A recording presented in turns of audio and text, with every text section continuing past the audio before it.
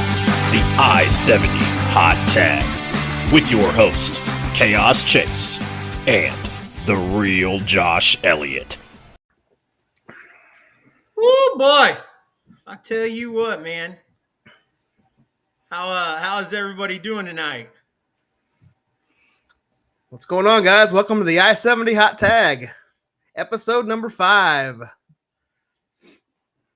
Yeah, I apologize, man. I am looking at this error message in the chat, so trying to figure out what that is. Give me 1 second here,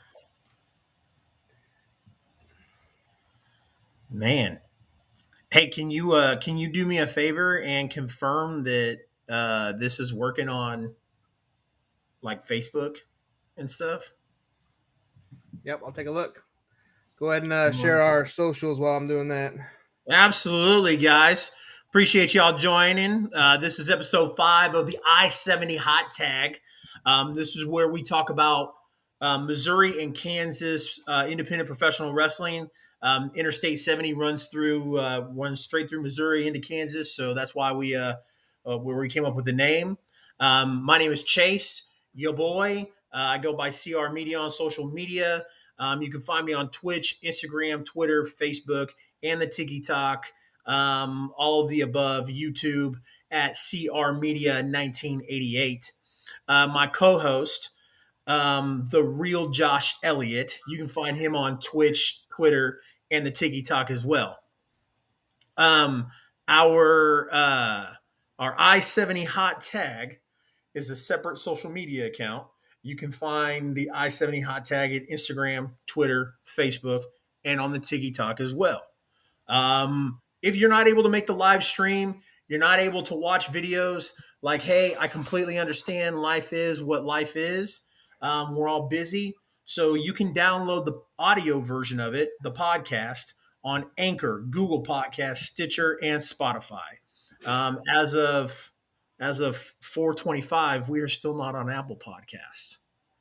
At least that's what we are. We are actually. We are.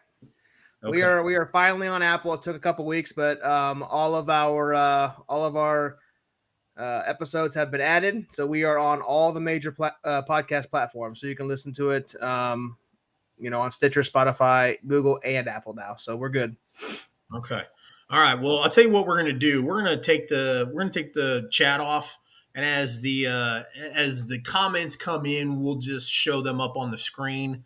That way, I don't know what the hell is going on with that thing. So, really kind of upset because I pay a lot of money to restream every month, for them not to be working properly. So, anyways, man, let's I know we've got a lot of stuff to get into here, with St. Louis Anarchy, Fight to Live.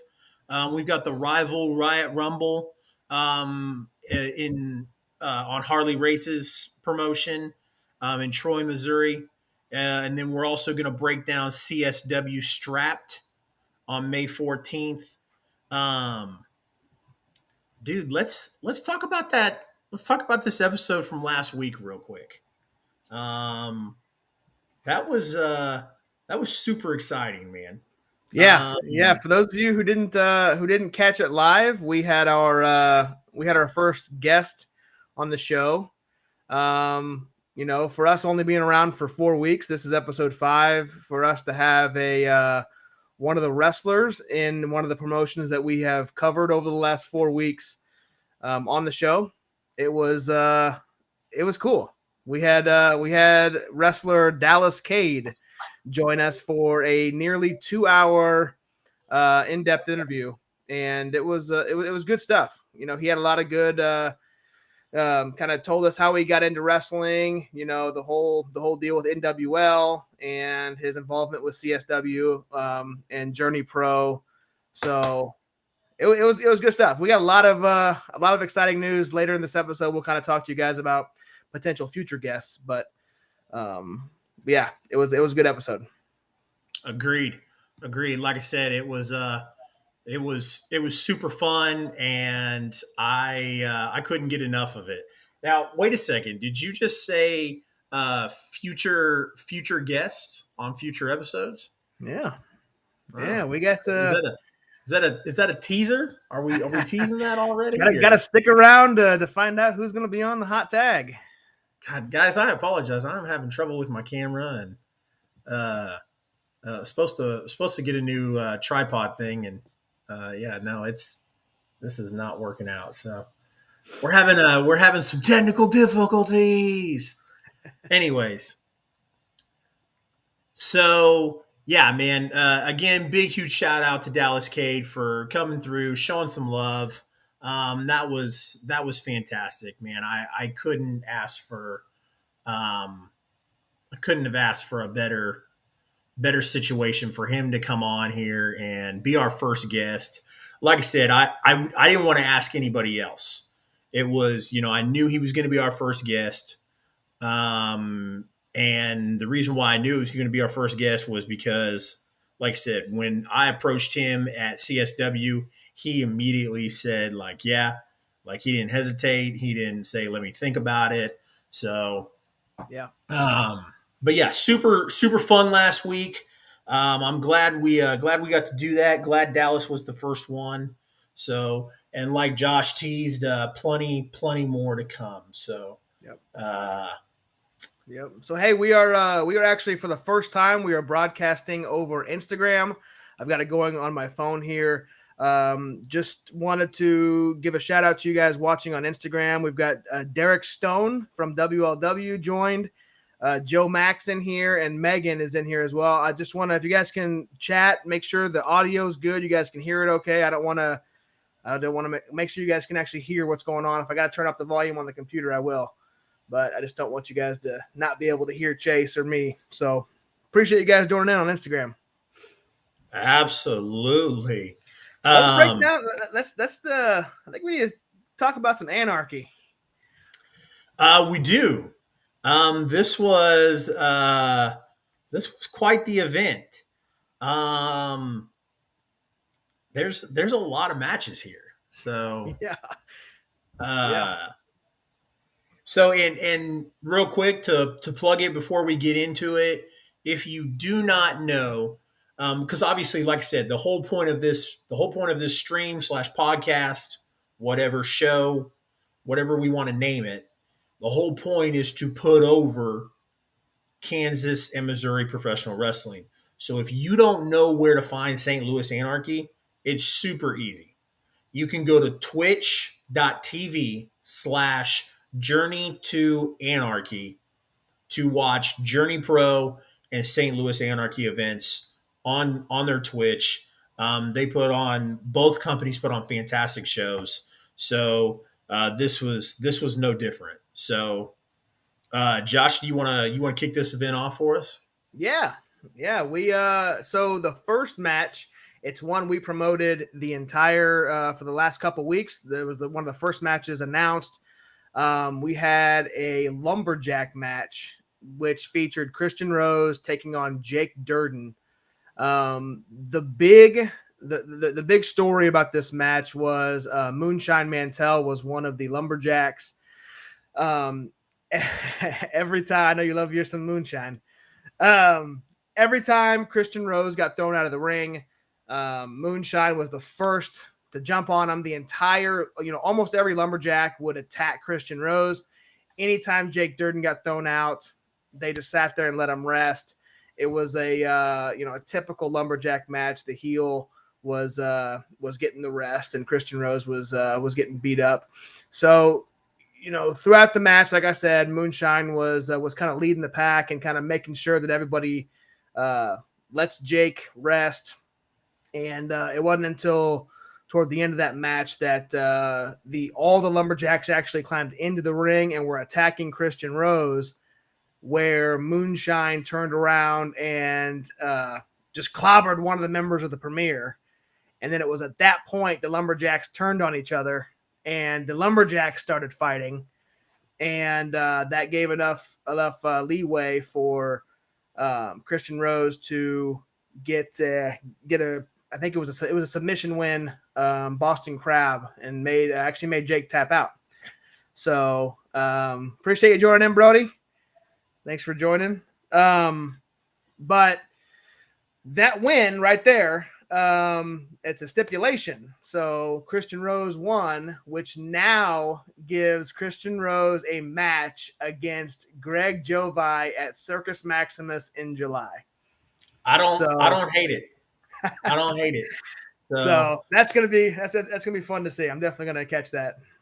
Absolutely. And anytime the Premier can get their asses kicked, I'm all for it. Yeah. So I'm not a huge fan of Campbell's Soup and his boyfriend SK Bishop.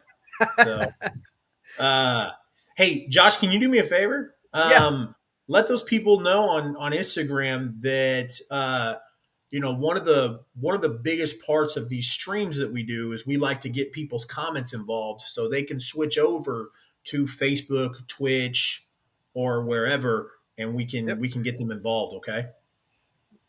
Yep. So looks like we've got one viewer. I'm not sure who's on watching live on Instagram, but yeah, go on to our Facebook page, the I-70 Hot Tag. You can interact with us there, or on Twitch at twitch.tv/crmedia1988. That's how you can interact and get your comments on the screen.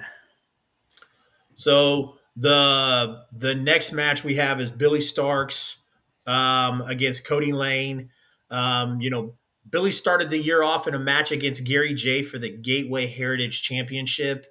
I remember that match. That match was pretty brutal. Gary's a very hard hitting individual. He doesn't hold anything back. So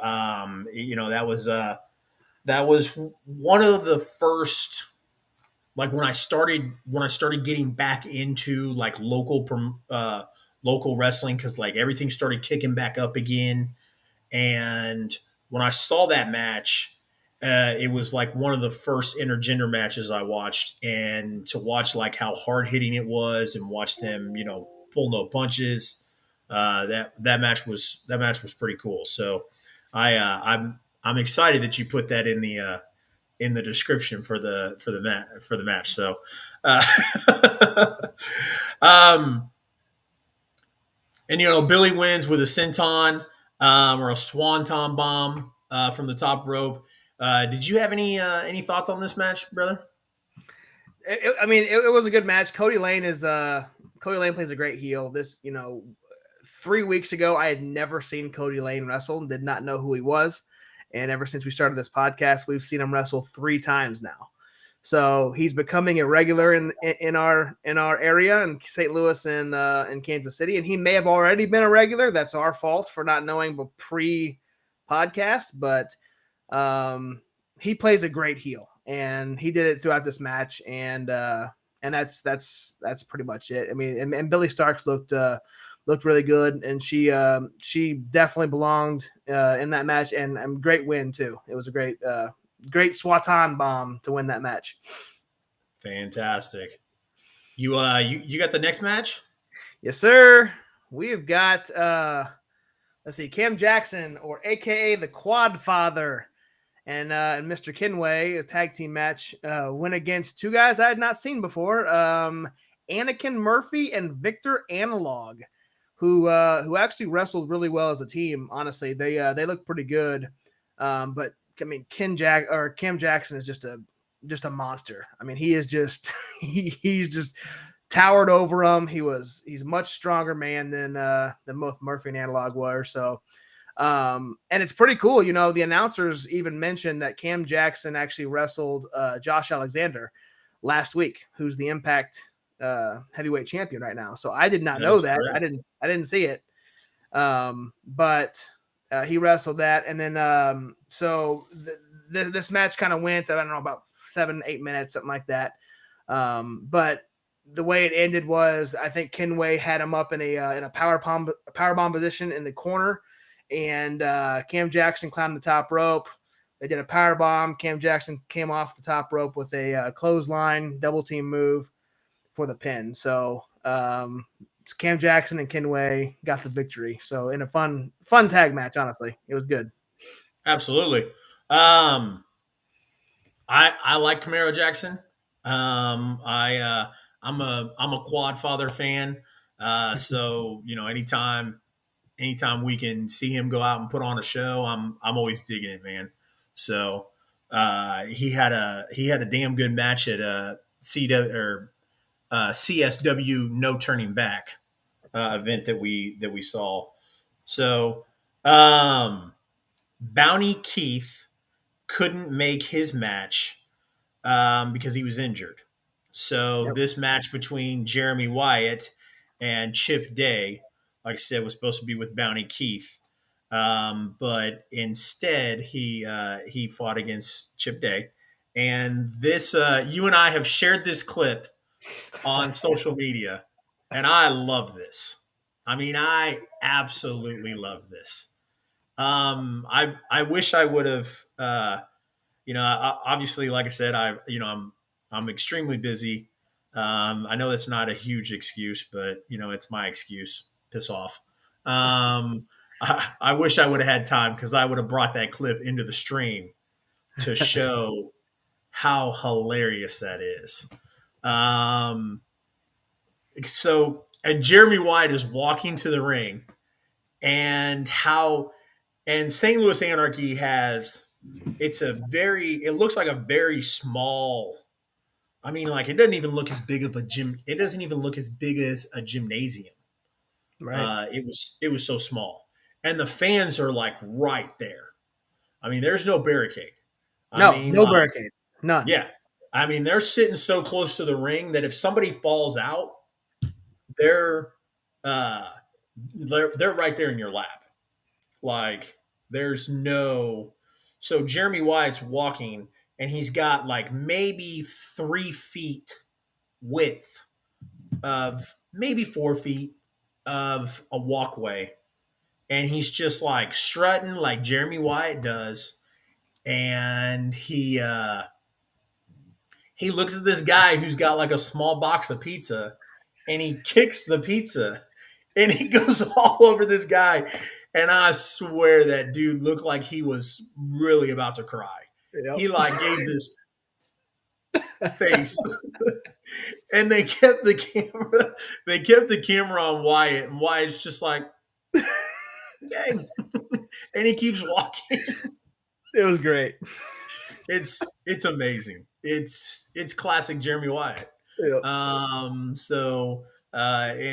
that's why we love to hate Jeremy Wyatt. So uh not shocked that he won this match. Obviously the the entrance made it for me. Yeah. You got anything about this match? No, I mean we've like talked a lot of praise of how much we like Jeremy Wyatt and think he's one of the best Kansas City, St. Louis, Missouri indie wrestlers, and this match was no different. It was solid all the way around. He won with his signature spike pile driver. So yeah, it was just another classic Jeremy Wyatt match. Yeah. The next match. Boy. Match of the year candidate. Um, Look at it up. it was a damn good match, dude. I had to go back and rewatch it a couple of times. And there was some spots that I appreciated more in that match the more I got to see it. Um, so not to take anything away from Davey Vega or Mike Bailey, um, but Matt Fitchett and Davey Vega are on a fantastic run right now. They are solidifying. I mean, we watched them in NWL, so we've always been besties, fans, and now Grindhouse. Yeah, they're doing amazing stuff. So Absolutely. I can't say enough about it. And this match was awesome. You Yeah. you wanna break this down for us, brother? Yeah, man. It was I knew Davey Vega was on the card, and I really didn't know who he was wrestling pre-stream. And then when he came out, Speedball Mike Bailey, wrestled or still wrestles for Impact currently, and that it was super high paced the whole time. There wasn't much downtime to the match. I mean, the kicks that Bailey was giving Vega were like deep, hard kicks every single time, and it was just he didn't take anything off of them every single time. I mean, his chest was beat red every time that kick landed. And there was one point in time, and I can't really. It was like some sort of like standing corkscrew moonsault that Bailey connected with. That was just, it was unreal. Didn't even have to jump or run or get off the top rope. He just did it standing on the ground, on the apron, or on the mat. It was crazy. There was, and I'm sure the chat, if you guys are watching the feed, there was a point in time, there was about a 3-minute stretch where the live stream actually froze, which sucks because that match was so good that the feed kind of froze there for a little bit. I thought it was just mine because I was restarting my phone and trying to get it to work, and it still would not work. But it wasn't just mine; it was the entire feed.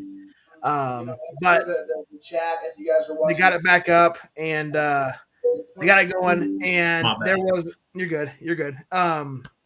So Speedball connected with a backflip knee drop from the top rope that literally wasn't more than a foot away from the corner. So he did he just did a backflip without launching himself. It just backflip off the top rope, landed on top of Vega. And I mean, there's not much more I can say about how the athleticism by both men. I know I'm speaking a lot of Mike Bailey, but we know how good Vega is, and he had a lot of good spots as well. But I just, there was just the ones that stuck out to me were just the amazing stuff that Bailey was doing. And, and it was kind of cool that the ending was kind of, Vega, there was a lot of near falls, and Vega actually ended up getting Speedball into a Scorpion Deathlock, sharpshooter, whatever you want to call it. But that was the finish, was a kind of an inverted lay down sharpshooter finish for the tap out. So Davey Vega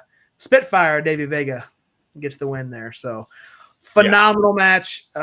If you guys have not watched it, go back and watch that thing. It's Journey to Anarchy on their Twitch page. If you don't watch anything from this show, that's one you definitely want to watch. Agreed. We had quite the fun watching it, and like I said, I had to go back and rewatch that match. I rewatched it a couple of times. It's damn good work. So, yeah. The next match was a 6-person scramble. So, and there's a couple of wrestlers who whatever. But Moonshine Mantell's in this thing. Campbell Myers, who's half of the Premier, who can piss off. Jay Marston, the Beast King, Chase Holiday, Adrian Surge, and Evan Galestico. Yeah, Gillesco, I think is how you say it, Gillesco. He was in NWL for a little while too, so I'm somewhat familiar with him. Evan picks up the win, but I mean, this was Jay Marston's Anarchy debut match. You wanna break down a little bit more on this one?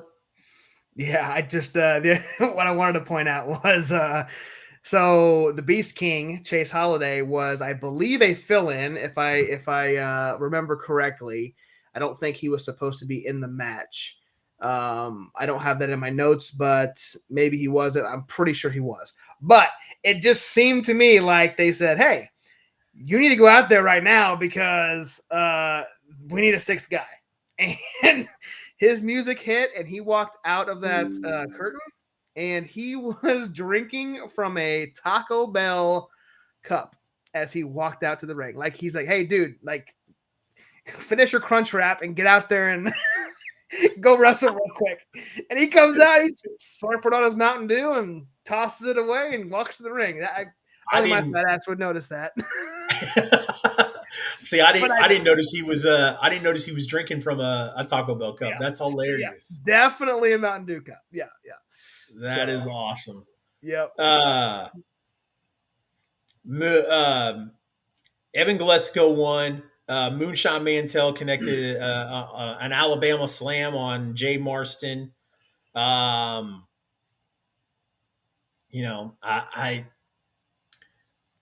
like Moonshine Mantell as a wrestler. And I think Campbell Myers is extremely talented as a wrestler. But both of those guys can piss off.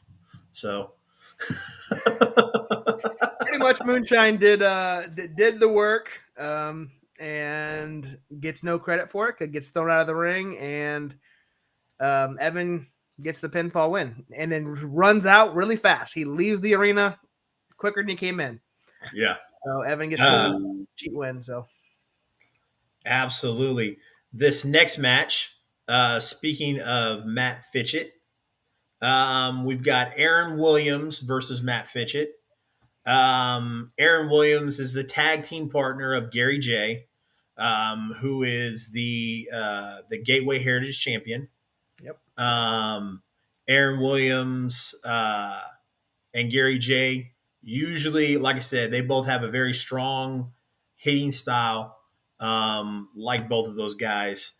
You want to break this one down for us too, Guy?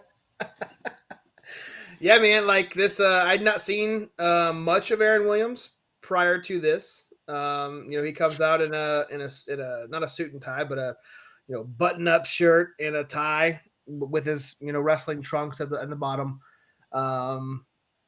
He started off extremely quick. That he landed a super kick 2 seconds into the match.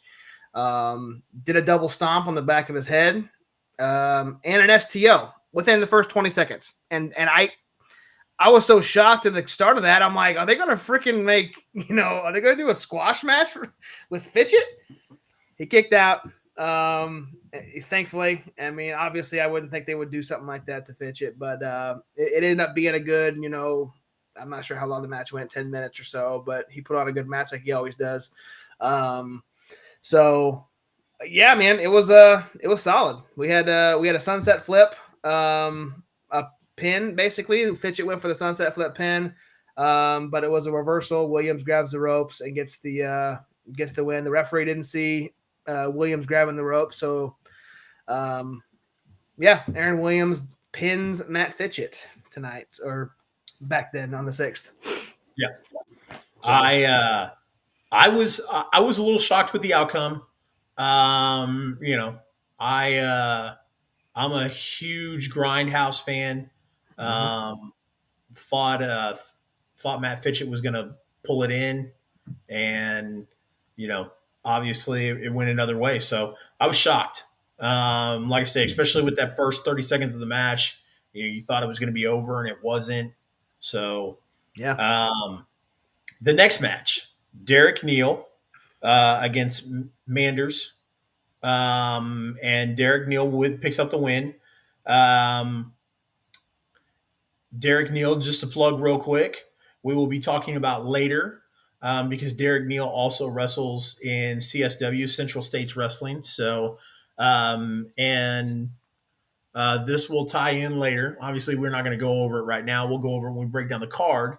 But Derek Neal uses a strap to whip Manders, or he's going to try to, and the referee takes it away from him.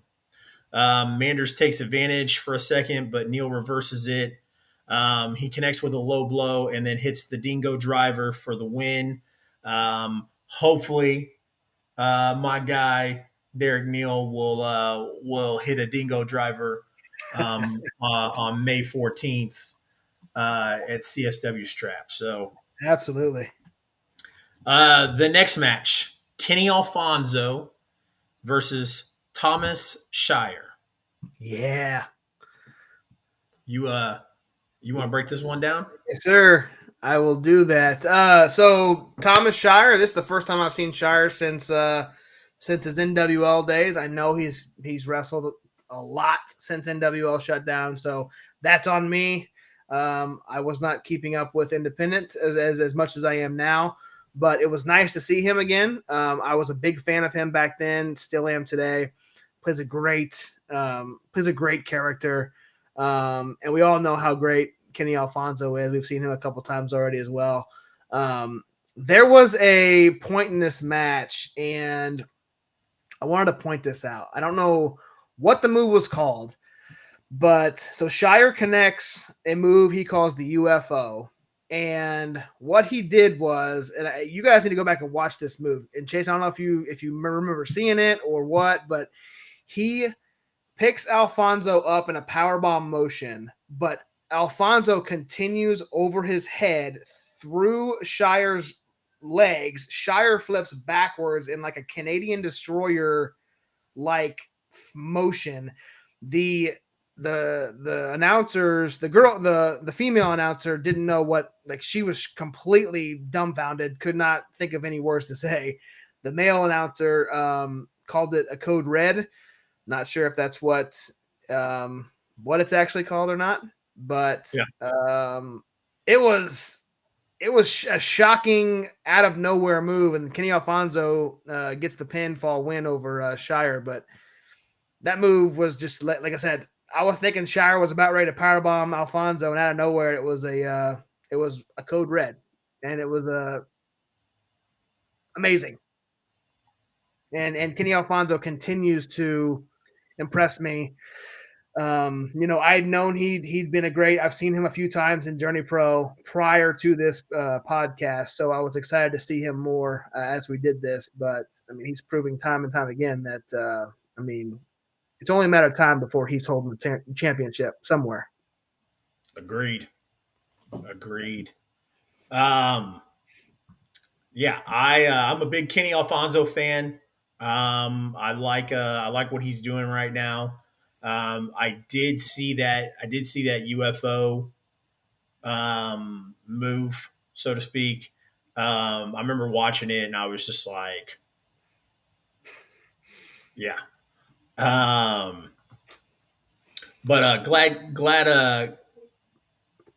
glad they were able to showcase Kenny Alfonso and then showcase Thomas Shire as well. It's main event time, brother. Yeah. What'd you think of this thing, man? This had shades of the Howlett's match from CSW, but well, yeah, because I mean they were going all over the place. Yeah. And I'll tell you what, man. Like, I'm not gonna, I'm from Missouri. I'm born and raised here. I've only lived outside of Missouri for 4 years of my life. I'm only 34. So, I mean, 30 years of my life I've spent in the Kansas City, Missouri area. And I love Missouri, except for one part. And, I'm not going to get too much into it. But I'm telling you what, man, I was watching this match, and these doofuses in the crowd at St. Louis were just like,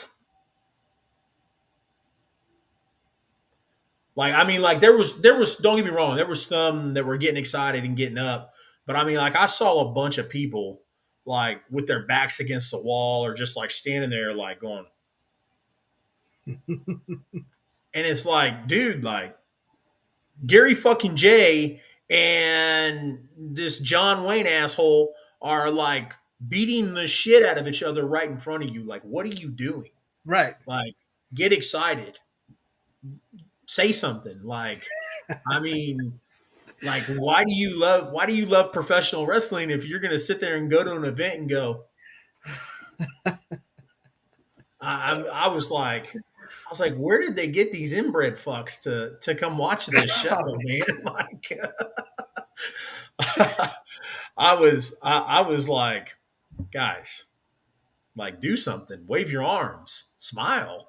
I Right. mean, ooh, like this guy's like they're bashing each other's heads in and throwing stuff at each other, and you guys are standing there like your brain farted or something. You know, I really, I probably should have noticed the crowd not being as into it as they were, um, but I didn't. Most of the crowd was into it. Like I said, this doesn't reflect on the whole crowd, but like I said, there was a good amount of people who were like backs up against the wall, like just watching, like their grandma forced them to be there.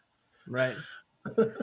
Yeah, I mean, and there was a point in time in this match, and we can. I'm not going to break the whole match down at the moment. We'll kind of go back and forth. I wanted to kind of chat different spots here. There was a point in time where they were trading off.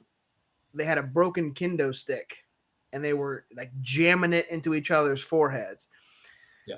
You know, yes, that's probably doesn't feel very good, but you know, I'm sure that they could lighten up a little bit on the hits. But there was at one point Murdoch put the broken kendo stick in Gary J's mouth and shoved it through, like not through his cheek, but it was in his cheek, and you can see the indentation coming out of his cheek from the broken kendo stick. It's where like it could have, I don't know, could have popped out of his cheek at any moment. At least it looked like it could have. He opened a whole bag of skewers, like wooden skewers, and they were stuck in Gary's forehead. Yeah. I mean, like, yeah, it was brutal. My Ashley, my wife, was watching it, and she was like, "What are you watching?"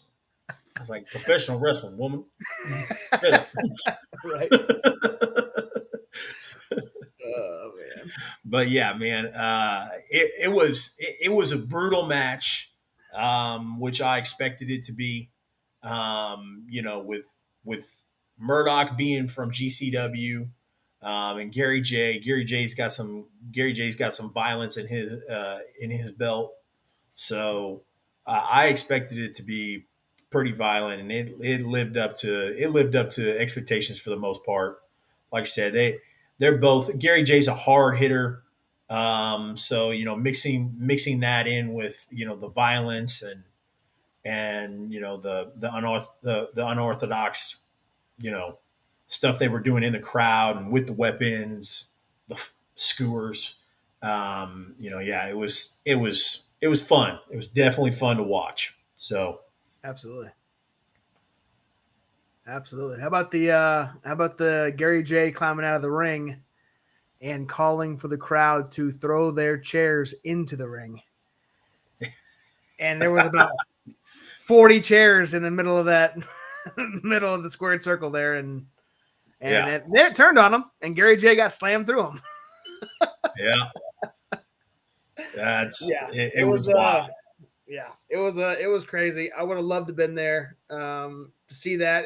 When when we talked about CSW the first week, it was that match with the Howlets and the Premier. It was one of the things that's going to stick with me for a while, and some I'll never forget. And that match right there, if you were in the crowd for that, same thing. Something you won't forget, especially from GCW. Someone from East GCW in there. So it was a very brutal match. Anarchy does a really good job of bringing people in, from whether it's from a different company or, like GCW or, guys that are heavily on the independent scene. For as much as I just shit on the city of St. Louis, and I will continue to shit on the city of St. Louis, there needs to be eventually a time where you and I can make our way out there for an event. I know we're looking at a lot of events here in the Kansas City area, but I would like to at least one time make it out to a St. Louis one. Absolutely. I think it would be worth the drive. May not be worth staying, but it will be worth the drive. Yep. maybe we can take turns. You drive there, I'll drive home. because I'll definitely be more excited leaving than I will be going into it. So, Oh man. or whatever listeners or Yeah. whatever Way to whatever alienate them. yeah, whatever hopefuls we had of St. Louis, they're like, They're fuck gone. that guy. Yep. That's all right. I don't like them either. Um, so pre-match, Murdoch came out and he was wielding a bundle of light tubes when he came to Yes. the ring, and the finish of this match included those bundle of light tubes as Gary J actually picked them up and smashed it over Murdoch's head, middle of the ring.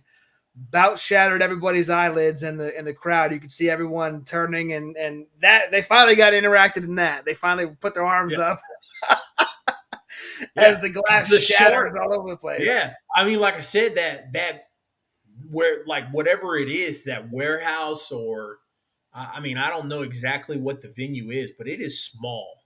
Yeah. And so there's not a lot of room for that kind of stuff. So when he bashed those light tubes, that glass flew everywhere. Yeah. And one of the things I noticed is when the referee was counting three, I'm always like that's one thing I wouldn't do. I wouldn't do glass or thumbtacks. It's just the one thing I would like I cringe at. Yeah. Because those things aren't gimmicked. Like for anybody who might come across this later on, and go, oh well, wrestling, those thumbtacks are staged, or those glass tubes are staged. Like you're a fucking moron. Number one, number two, no, they're not. So like in my in my like in my past when I was like looking forward and being like, man, like I would really want to get into professional wrestling, I always like cringed at the thought of having to do a glass or a thumbtack spot because I couldn't. I'd cry like a girl. Got like a little shard of glass in my foot like 3 weeks ago, and thought I was gonna have to take time off of work because of it. And I sit at my desk for insurance. I do insurance and sit at a desk all day. I don't do that, man. So like whenever I see the referees like going to slap the mat, I'm always like cringing because I'm like, no, you're not a wrestler. Don't get the glass with the thumbtacks in your hand, dude. It's not worth it. But yeah, that was a fun spot. The glass tubes. Um, Murdoch taking a fan's lighter and trying to light Gary J on fire and almost fucking succeeding at doing it. Yeah. That's crazy. Yeah. That's just nuts, man. You know, like one of the things that I thought about, like watching, like how small the venue was and how close the people were to the ring. Like, when we went to CSW, like I'm super vocal. I love like adding to the show or trying to be a part of the show in any way I can. Like that's what I love about the independent wrestling scene is because you're like right there and they can hear you. I mean, you don't have to yell very loud for them to hear you. They can hear you. Um, and it makes it more fun, like I said, because you're so close, you're involved, etc. So like it's just one of those things where I was like sitting there watching that and I was like, man, I would love to be there. Like just love to. I'd love to throw my chair in the ring. Like Right. so So yeah, man. So Gary J beats the GCW John Wayne Murdoch. I want to let you kind of take what happened afterwards because you brought up a moment from WCW that it reminded you of, and I wanted you to kind of chat about that. I wasn't the only one. Well, you were the first one. You were the first one that I heard, but I know. I agree. But like I was on Twitter and I was on Twitter after the event, like scrolling through, and there was a few people that pointed it out. But their commentator and I apologize. I don't know the name of their commentator and St. Louis Anarchy. But afterwards, Grindhouse, Matt Fitchett and Davey Vega came out to the ring to um, celebrate with Gary J. And you could tell it was going to happen. They all three were standing there, and then they both simultaneously super kicked Gary J, putting him down and out. And as the scene is fading out, the ring announcer was like, "God damn it, Vega and Fitchett, what a couple of shitheads!" And there was like a long pause between it. Like it was Yeah. like he was like, "God damn it, Vega and Fitchett, what a couple of shitheads!" And I was like, I told you, I was like, that was very Tony Schiavone esque. Yep. Hulk Hogan, you can go to hell. We're out of here, straight to hell. Oh, that was good stuff, So man. And it I, did. It was right when that, it was fading and the logo, the Fight to Live logo was loading up. It wasn't even fully the video was done. No more yeah, video. You could still hear the audio, and that's when the shitheads comment came yeah. out. It was great. Yes, I loved it. Yeah. Um, What'd you so think that overall, man? What'd you like? What would you give? I don't know. You have to grade it or anything, but what'd you think of the overall show for Anarchy? Fight I to Live. liked it. I liked it. You know what? Do you know what I like? I like how and I think I brought this up. I don't know if I brought this up last week or maybe the week before, but I love how all these local promotions kind of have like their own story, so to speak. You know, like the Howlets. The Howlets and Journey Pro are clearly still doing hashtag heel shit. Mhm. And in CSW, that's not so much the case. The Howlets are kind of like the good, or not good guys, but you know they're not purposely trying to um, they're not purposely trying to go out there and get booed. So it's kind of different for every promotion, Yeah. and I like that. So it was the same thing with this. I like how they've got different stuff going on. Um, you know, uh, and St. Louis Anarchy has been known to bring the violence a little bit more, nitty gritty style, and they've had a lot of like ECW legends come through there, and they've had GCW guys come through there, so I I liked it. It's a very for obviously there's a partnership there. I don't know what it is exactly with Journey Pro and St. Louis Anarchy, but I think it's a great 1-2 punch that they have, with Journey Pro and Anarchy. So Yeah. Yeah. I couldn't agree more. We started us off. We looked at the rundown. We had 10 total matches that happened that night, but it didn't feel like it was a long event. The matches went just the right amount of length. I think there was none that dragged on, none that went too quick. I don't think they all got their time. It was very happy, like I said, to see Thomas Shire. Um, Obviously, we've seen Derek Neal. We're going to see him in a couple days. We'll talk about that at CSW. But overall, the two matches we already spoke about that stuck out to me were the Davey Vega match with Speedball, and then the main event, obviously Gary J and John Wayne Murdoch. So phenomenal event. It was very fun. It's fun to you and I just watch. At least me. I know you watch a lot more WWE than I do. I'm more of a AEW, and that's it.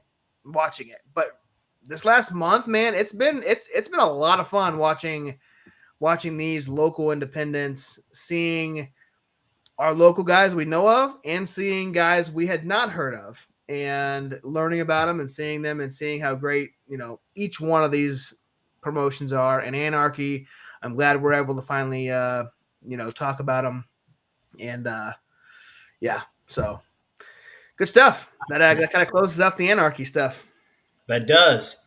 So May 14th, this is the same day as CSW Strapped. We've got Harley Race's promotion that I think his son Leland Race runs now. The Rival Riot Rumble in Yes. Troy, Missouri. So um, I saw your TikTok, Mhm. and I didn't comment because I was like, I'm not going to, you know. For those of you that don't know, Josh runs the I-70 Hot Tag social media pages. So definitely make sure that you go give the I-70 Hot Tag a follow on the social medias that I said at the beginning of the show. Um, but in one of the videos, you were like, I went and saw Harley Race's promotion uh, 20 something years ago. Mm-hmm. Yeah, I went. I went to Harrisonville High School and this is 30 miles south of Kansas City, Missouri, just south of where we live. And they had an event. Harley Race was there. Is They that the one you went had, to with Stitch? yep, Stitch was there. They also had, so this is how long ago it was. Lex Luger was the guest there. So he was Yeah. signing autographs. You He, drove there, right? yeah, If it was 20 something years ago, it wasn't 20 something years ago, then you fucking Brussels sprout. it was 15 years ago. I don't know. It was in, Yeah. well, it was in high school. I don't know if I drove there or not. I don't know, but I was in school, so it was in high school or something. But That was Lex, when that was when Stitch lost his mom's camera, right? no, that was Impact. No, okay. Never mind. That was TNA. That was a different event. But yeah, so Lex Luger was a guest speaker, or not speaker, but he was a guest there. He was signing autographs. Harley Race was there, got both their autographs. But Lex Luger was talking about Sting and Impact, and he was saying that Sting was reaching out to him, wanting him to tag, which we know wasn't true. I mean, at that point, Luger wasn't even in any shape or form to get into the ring at that point. But he was saying, so Sting was in recently, newly added to Impact. So whatever year that was, mid 2000s. But in that TikTok, I said that I had seen Superstar Steve, who is going to have a match and be in this 15-man battle royal there. And he is the the only wrestler I remember wrestling at that event was Superstar Steve. So he stuck out to me as someone who had a damn good match and stuck with me these 15 years, whatever they were. So yeah, and he's wrestling tonight. So, or not tonight, but on the 14th.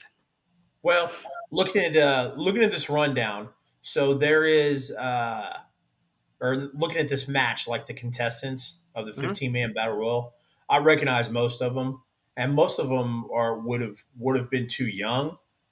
I mean, like there might be a few on there, but Superstar Steve, I mean, that's still crazy that he's still going because Superstar Steve has been in it for a while. So, Yeah. But again, this rival Riot Rumble, it does have some names that we have talked about already. You just mentioned Superstar Steve, but we've also got Camaro Jackson, the Quad Father, Derek Stone, Kenny Alfonso. Um, you know, uh, Obviously, like I said, some names we've talked about already, and I don't want to. Uh, I don't want to, hammer this too hard, but like we just talked about of making it out to St. Louis, we should probably try and make it out to Troy to check out the Harley Race Arena Yeah. in Troy as well. So I would love to see that arena. I've seen pictures of it from the outside and the inside. Um, you know, but we're gonna I'll just say it now. we do want to see WLW live, which we may get that opportunity very soon because it was posted on their Twitter page that they are having a tour called the Shut Up and Wrestle Tour. And the first city they're going to tour is Kansas City, Missouri. So they're coming June 25th. Tickets literally they have it listed as $5 to $15. You can pay $5 and go to this event. Absolutely. So tickets go on sale May 20th. You go to harleyrace.com and you'll be able to find the tickets there. So they don't have the venue yet where they're going to wrestle at. Probably if it's the same as it was when I went, it might be at a local high school somewhere. It'll be something very small, most likely, but yeah, it's something that it's in June. It's after when AEW comes to Kansas City. So that might be our next indie show after Strapped.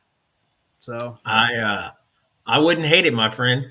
And speaking of CSW Strapped, this is what's next on.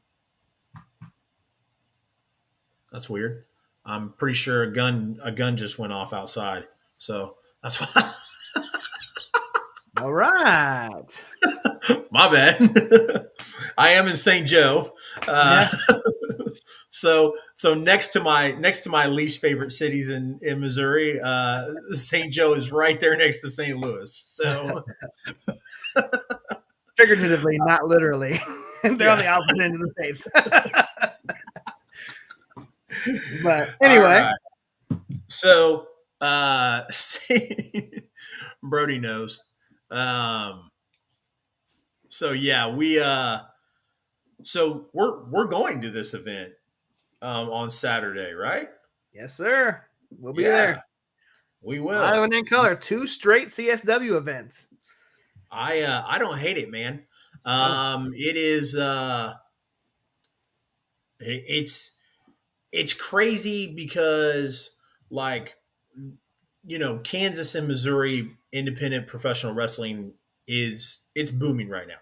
And it's not that it wasn't booming, but I feel like adding DWF into the Kansas City area, and now DWF has transformed into CSW, has just given one more outlet for people to go to, to watch Kansas City or Missouri and Kansas professional wrestling. So, little backstory, this event, CSW Strapped, is called Strapped because of the headlining main event. The headlining main event is going to be a leather strap match between Derek Neal and Moonshine Mantell. And a lot of that has to do with, Derek Neal already brings, a leather strap out to the ring. He brought it out to the ring, in his match against Moonshine Mantell at the last event. There was kind of, they tried to get a little involved a little bit. There was a very good promo cut afterwards. We didn't see it because we were live, but CSW has posted the full show of No Turning Back on their YouTube page. If you have not checked that out, I recommend doing so. You'll hear yours truly talking shit to the wrestlers in the audio. It's fun. Good matches. So that match between Moonshine Mantell and Derek Neal is what led to this leather strap match for CSW Strapped.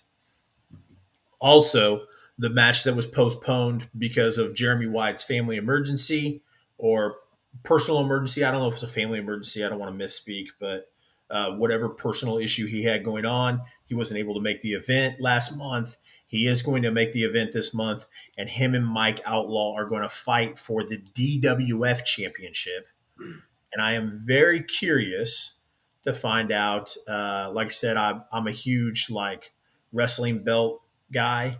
I'm very curious to see what if or when they transition the DWF championship into the CSW championship. So, yep. I want to before we go on to the next match, Jeremy Wyatt. If you don't follow him on Twitter or any social medias, go follow him. He's got a lot of good content.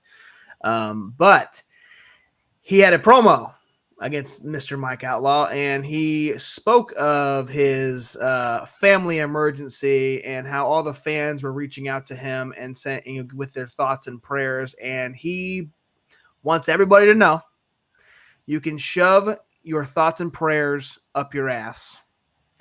And if you want to give thoughts and prayers, you need to redirect them to Mike Outlaw because he's going to need them after this match. So, classic Jeremy Wyatt. Yeah.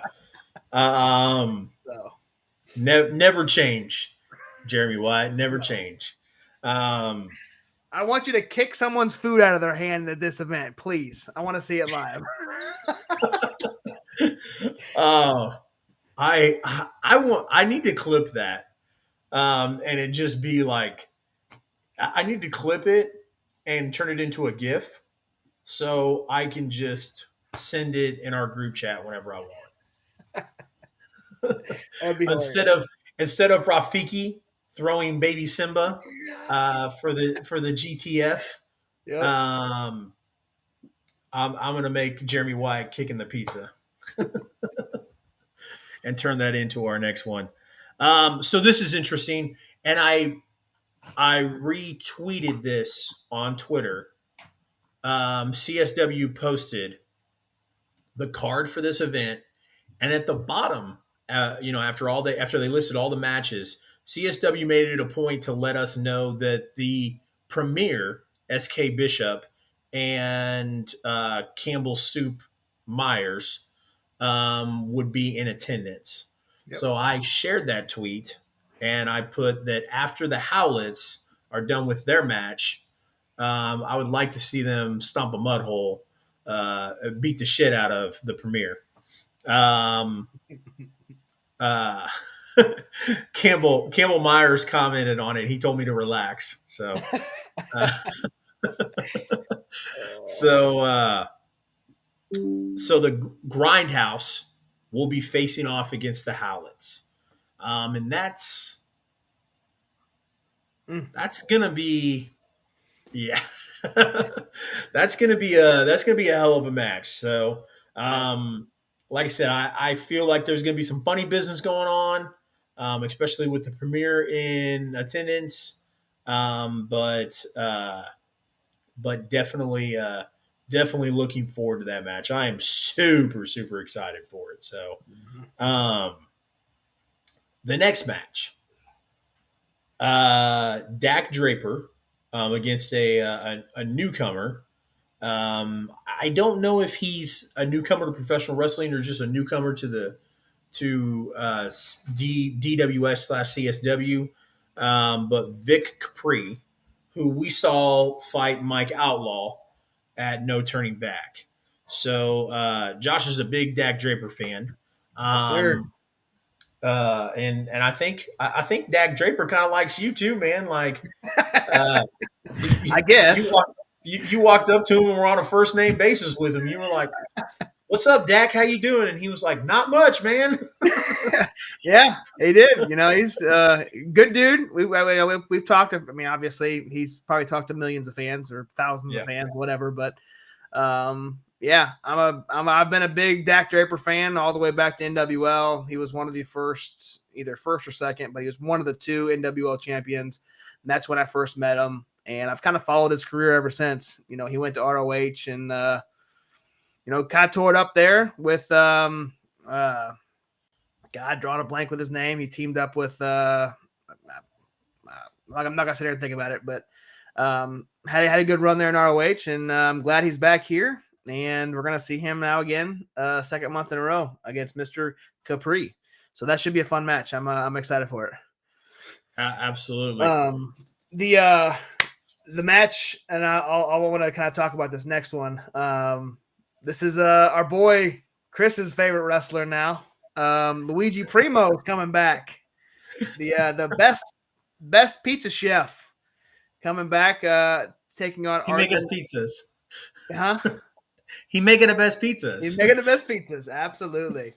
He's actually taking on Arjun Singh, who we wrestled last at No Turning Back, but it's actually a triple threat match, and Dan the Dad is getting thrown in there. So should be a fun triple threat.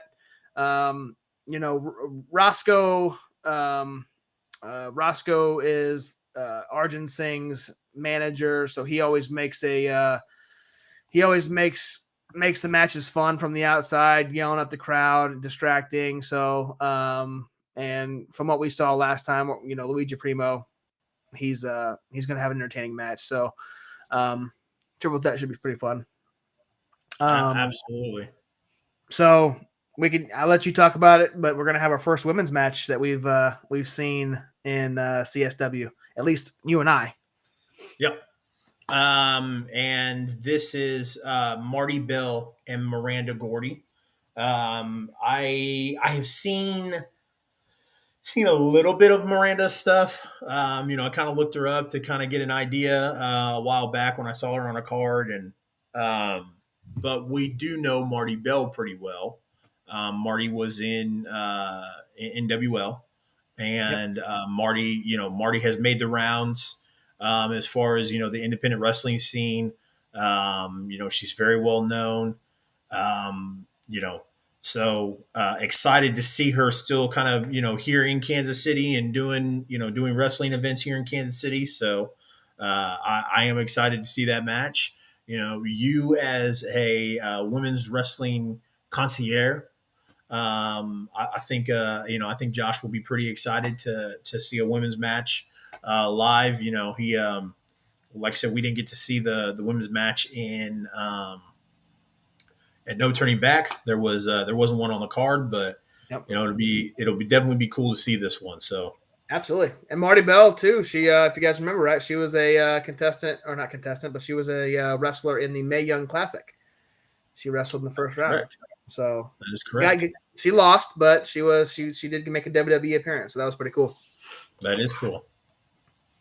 So we've also then, I think, the opening match, not including the pre-show, we're getting Jamison Holly, who I've not seen wrestle before, against Niles Planquet, the wine connoisseur. So he's still got the wine gimmick from NWL, which is fantastic. Loved it. I'm excited to see him in person again. It's been a while, so I can already tell what you're going to say, but what is your what match on that card are you looking forward to the most?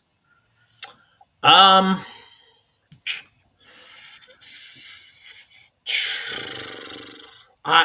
want to say the Howlets versus Grindhouse, but like I said, I kind of feel like there's going to be a sketchy finish because those little bitches, the premier in house, but I'm still going to kind of hold on to that one. I love Mike Outlaw. We've watched Mike Outlaw since NWL, and followed him in Kansas City and through Missouri. So it's cool to see. It's cool to see Mike getting an opportunity at Jeremy Wyatt. And I'm really excited to see what happens with the DWF championship. If it's going to transition, I think it's a little bit too early. I don't know if they've had enough time to create a championship yet to introduce one. So we might be stuck with the DWF championship for a couple months, but we'll see. I'm gonna go with Derek Neal and Moonshine Mantell in the strap match. I've never seen a strap match live. This is gonna be a first. I we talked about this last week with Dallas. How I'm one of those weirdos that wants to be chopped. At least one time would love to get chopped. And I would be lying if I didn't say that the sound of the strap hitting hitting skin doesn't like like get me excited. But yeah, I'm excited for that strap match. So Yep. Yeah, I'm agreeing too. I think that strap match is going to be fantastic, and that title match. I think you're right as far as the title's most likely not going to be ready yet. Maybe they are. Maybe they've been planning this for a little bit, but I'm thinking that we're going to be DWF title for a while before we branch off. Um, so yeah, I think that strap match is going to be fun. It's a main event for a reason. absolutely. So, um, we've talked about how there's so much wrestling going on in not just Kansas City, but in Missouri, in Kansas. Um, uh, Give me 1 second here, Greg, my friend over at Ultimate Sports Talk on Twitch, man. I appreciate you coming through. We're about to close out here, man, but definitely appreciate you showing some love. Absolutely. But yeah, like I said, wrestling, independent professional wrestling, you can look. There's something always out there. Whether you're finding it, in your hometown or whatever, but um, it there's a lot going on in Missouri and Kansas, and so to kind of break that down, wanted to go through and let everybody know of how much that we even know of. Because I mean, I'm sure there's some out there right now that we don't on the Kansas and Missouri side. So, but here is big shout out to my co-host, or I'm his co-host, James House Chiefs Talk. What's up, James? Appreciate you coming through, brother. I got your message. I will definitely be working on a graphic for the Chiefs schedule when this stream is done. So I got you, brother. Um, Like I say, hey, no, go ahead. but like I said, the handful of promotions that we've talked about, there's plenty more, and there's also more that we don't know about. So as we're finding these things out, like I said, the tagline of the podcast is to promote Kansas and Missouri professional wrestling. So we are going to definitely, as we find out about these promotions, we're definitely going to be giving them out to you, letting you know about them, where you can find them, where you can watch them, etc. So as we're closing out, guys, I want to preview, future independent wrestling shows. Josh, what are we looking at for in the month of May? We've got a ton of stuff. We talked about CSW and World League Wrestling both coming on this Saturday, May 14th. So one side of the state line of Missouri, you want to go to CSW. If you're in the St. Louis area, you can go to WLW. So you're covering both sides of the state there. Coming May 22nd is a company we recently discovered doing this podcast as Glory Pro, and they're having an event called Massive Aggression. And we've talked about this before. They like to feature a lot of the local St. Louis wrestlers, as well as bring in some of the top names. We saw, some AEW wrestlers, GCW wrestlers last month. And Glory Pro is incredible. It is absolutely that event they put on last month was unbelievable. Yeah, absolutely. And this month, Massive Aggression, Davey Richards is taking on Eddie Kingston. So that's going to be the main event, I believe. And if I was in St. Louis, I'd be going to that event at 100%. Absolutely. So back to the Kansas City side, we have Journey Pro is putting on a benefit for Brain Cancer Awareness Month. This is going to be called Journey Pro Headlocks for the Cure. And all proceeds to this event is going to go to help them go gray for Brain Cancer Awareness Month. So, and it's for the Head for the Cure Foundation. If you guys are in, and we got the link on the screen here, if you guys are in Kansas City, man, if this is this is definitely the show to go to. They're not making money on this event; they're putting it all toward this foundation. So, very, very good. Very good on them, and I think this is going to be a great event. If it's anywhere like it was last time, their last event that they just did, it's going to be a good professional wrestling. So, make it a point to go out there and support them and support the foundation. To close out May, we've got Warrior Wrestling, not really a Kansas City base or a Missouri-based promotion, but they're coming to St. Louis, which going to have our boy Davey Richards again. He's facing Will Ospreay, and he's coming to St. Louis. So, again, would be there. I would live there. So we need to stop talking smack on St. Louis. Maybe we need to go there and stay there for a little bit and go to some of these events. Yeah.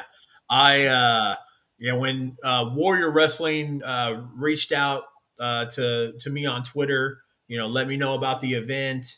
They know we like to promote Missouri, Kansas independent professional wrestling, so would absolutely love to make it out there. But if we can't, we're going to do everything we can to promote that event. Greg, where are you stationed out of, brother? Where do you reside in the United States? Well, I'm gonna assume he's probably in the St. Louis, Chicago area. Look at that. There you go. Nailed it. Warrior Wrestling's backyard. Good, man. They reached out to us, asked us to help promote that event in St. Louis. Will Ospreay, I mean, I'd sell my left testicle to make it out to that event. So, that's probably what I'll be doing as soon as I get out of here. So, that's funny. There's only one. Let's see. Love getting to see the Team Ambition crew make their way up to Chicago. Yeah, for sure. Yep, absolutely. Warhorse Davey Richards, Mike Outlaw. Yeah, man. Yeah, Warhorse is incredible. I really wish he'd come back to Kansas City and get to an event here where we can easily go down the road and see him. But I know he's a big indie name, so he's traveling all over the country. So actually all over the world. I think he was in England. If I remember correctly, I saw on social media that he was like in England last week. Oh, was he? Maybe it might have been a couple of weeks ago. But yeah, no, I remember scrolling through and seeing him post something about being across the sea. So yeah, wouldn't doubt it. He was. Was it 2019 or 2020 Independent Wrestler of the Year? I think it was 2019. Okay. I think it was because 2020 was the empty arenas pandemic era, so I think it was 2019. Okay. But the only other event we have on the docket coming up that we know of, again, like Chase said, is XWE is putting on an event called Summer Heat. It's on the Kansas side in Salina, and they have former WWE wrestler Eugene going to show up there. I'm assuming he's going to be in a match. Haven't really seen a card yet, but XWE is in association with the KWA, which is Kansas Wrestling Alliance. So that's a promotion we just recently discovered through this podcast. So we are going to work closely with them in hopes to help promote their events and get them potentially coming on the show and maybe come on and promote Summer Heat. So should be good stuff. That would be fantastic. Any type of motion we can do to help those guys out, whether even if it's just one person, I feel like we've done our job. So yep. We're getting ready to preview what is to come on the I-70 hot tag. Yeah. Do you got anything? Do you got anything for us before we do that, sir? Yeah, I'll just kind of reiterate our socials before we get into our announcements. We've got be sure you can follow me directly at the real Josh Elliott. I'm on Twitch, Twitter, and TikTok. That's primarily where I'm going to post some wrestling content. I've got a personal Facebook that I just use for personal uses, so I don't promote that too much. I also, as Chase mentioned, I handle the I-70 hot tag social media accounts, and I'm that's also on Instagram, Twitter, Facebook, and TikTok. I try to post at least once a day on TikTok, maybe twice. Try to interact with the wrestling community. We're trying to get a following on both Chase's CR Media 1988. He's on Twitch, Instagram, Twitter, Facebook, TikTok, every platform you can imagine. CR Media 1988. We're trying to promote ourselves, get ourselves out there. I'm going to say it this week. We're going to try to saturate the market. And My man.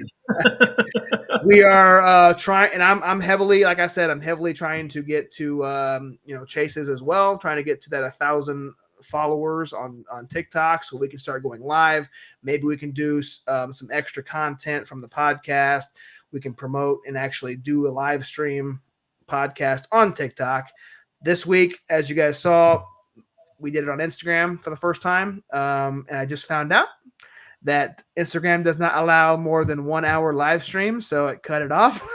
So we're no longer at this moment live on Instagram, but that is noted. We're finding out. So, all right, man. Well, now that all that's out of the way, what you guys can look forward to with the I-70 hot tag. We've got a show next week, May 19th. Shout out to my boy Brody. If you're still here, Brody, happy birthday. Our show on May 19th, we're going to break down CSW Strapped with a special guest. Our special guest is he is a well-known manager in the Kansas City metro area, or Kansas City wrestling, Missouri wrestling. It's gonna be give me 1 second here. Greg Jovi. Greg Jovi. I know right now Greg Jovi is managing Moonshine Mantel. I am not 100% sure on who else he might be managing. But we're going to have him on the show next week. Obviously, I do want to mention to you guys that this stuff, I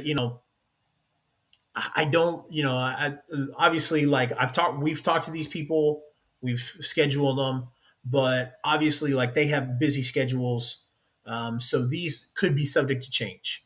But that's why I wasn't sure if we wanted to go ahead and announce these guys, but I think I think people should be adult enough to understand that, like, hey, shit comes up, these guys might not be able to make an event, so.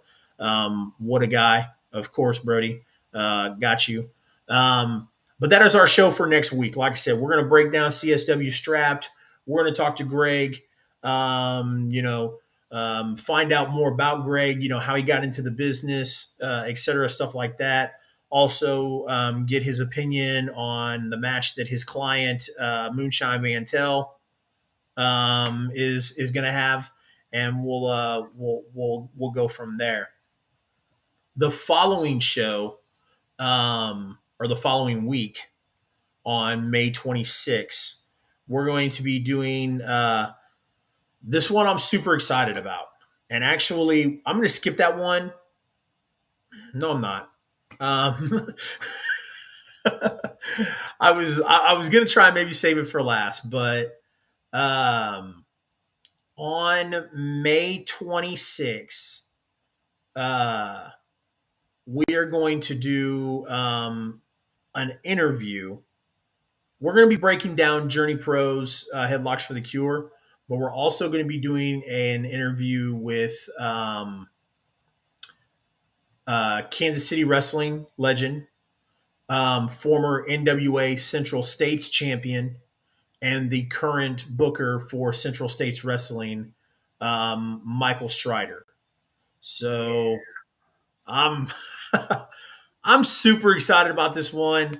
You know, like I said, very well known in the Midwest, Central former NWA Central States champion. He'll be on the show. We're going to be chit chatting with him, kind of getting to know Michael Strider a little bit more. Obviously promoting CSW, and hopefully we can get some insight on what's to come and what they expect from what to expect from CSW in the future. So very, very excited about that. And then our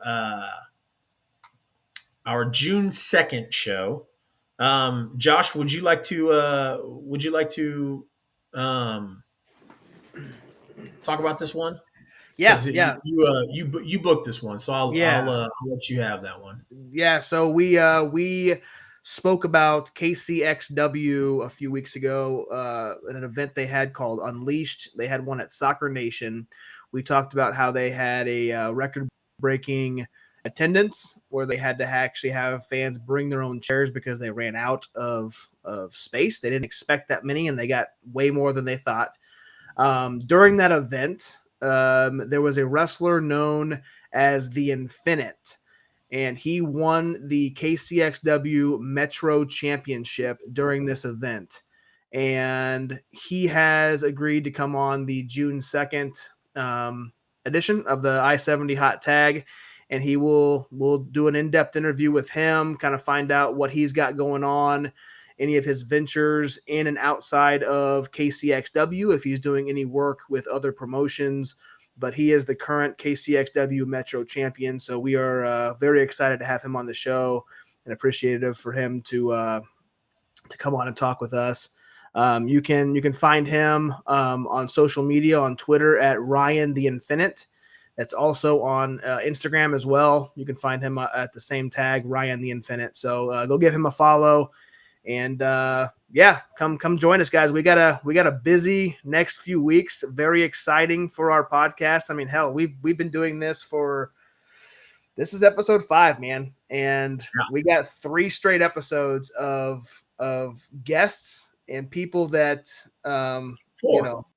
4, yeah, 4. Yeah. And it's gonna be Shout out to our boy Dallas Cade, man. I don't know. You're right.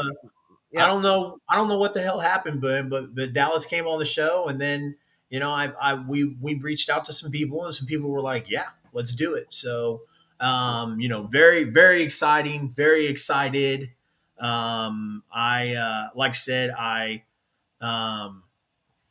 couldn't be happier with how this thing is going. Like I said, we started this just to. I mean, was it at No Turning Back when we did that, or when was it? We were When at I the was like, when we I were at the elbowed you, event. I was like, dude, let's do a show where we talk about Missouri and Kansas professional wrestling. Yep. And you were like, I'm down. Was it at that, or was it? I think it was at it, man. It was at that event, and we decided, hey, next week we're going to do it. We had been pitching back and forth podcast ideas. Everybody's talking about the mainstream AEW, WWE, and we wanted to sway away from that. That wasn't something that I felt passionate about, but man, talking about this stuff, the local guys, the local promotions, the promoters, all the way down to Greg Jovi, who's going to come on as a manager, to the referees, to the ring crew, everybody. I mean, it's something Chase and I are very passionate about, and we're extremely excited, what's to come for this podcast. So thank you to everybody who's coming on, and we are very excited about it.